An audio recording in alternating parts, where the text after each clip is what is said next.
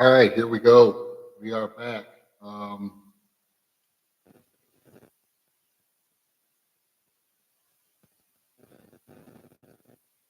just got to do some additional legwork here for the client. And it's important that we figure out what at least would be on the Silverado and what the real number. Still trying to find out what the real number is on this F-150. So they sent me a little update. I'm just seeing how much leg they're putting into this deal and talk a little bit about that. I'm going to show you a lease calculator here. So based on what they have that Ford listed at on that second offer, they're showing, I'm showing prime credit rate. So 4.99 right now is prime credit. So depending on what money factor they're using, watch what this does to the payment here. So before they've even discounted the truck more than I wanted to. Now watch what happens though when they change the rate. This is another thing they do when they show you numbers. So they change this rate right here. So let's just say we go from 5% to 7%. Okay, so right now we're at 608. Watch what happens. 681. So a couple of points of interest can make all the difference on a payment. So that's why I'm making sure I figure out what they are, whatever rate they're using, because it seems to me like they're using a rate that you probably qualify for a lower rate than what they're showing on the payments too. So another game that they play. They try to peel you up and then take you down, and then I'm just saying, well, my numbers are their numbers are a little more than our numbers. Let's just say so. And I think that what they are is they're putting a more leg in their payments than they should be. That's okay though.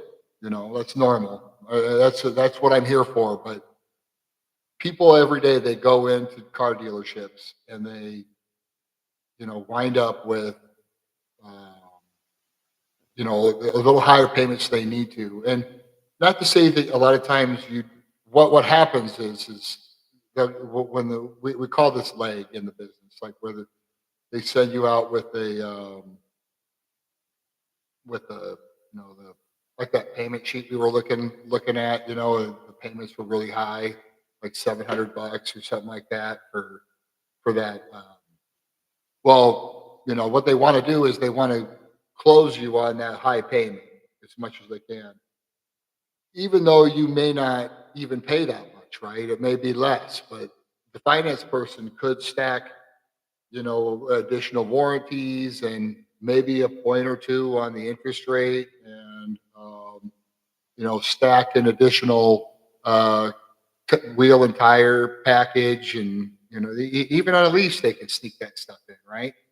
So, oh, well, the good news is, you qualified for the 698 payment and, and then with that, then the finance people could include those back end items in for you and just get you additional coverage. Is it necessary to have additional coverage on a lease? Absolutely not. I mean, you're the only one driving the car, okay? You're leasing the car, so you have a chance to get out of it after 36 months, all right? When that day comes, you can buy the car out if you fall in love with it. Or, if it's beneficial for you to turn it in, turn it in. If it's more beneficial for you to trade it in, buy it out and trade it in. There's so many options. That's another one that they never talk about. They never tell you to buy out your car and then trade it in a lot of times. That's not a new thing. Like everybody thinks that's something that's been happening since the pandemic. I mean, when the pandemic hit and the prices of cars went way up, um, you could see those things happen.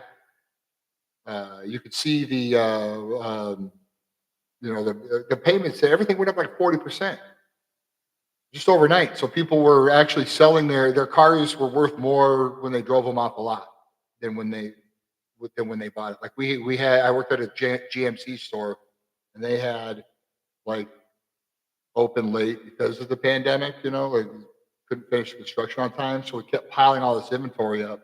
So we had like, I don't know, 200 new cars, but nobody had any new cars. And they sold all these cars at sticker. And I'm like, what are you guys doing? You guys could sell these cars. The shitty ones you could sell, like the little GMC Terrains and the Buick, Encores. You could still ask for 2 grand more on those if you wanted that Buick Encore.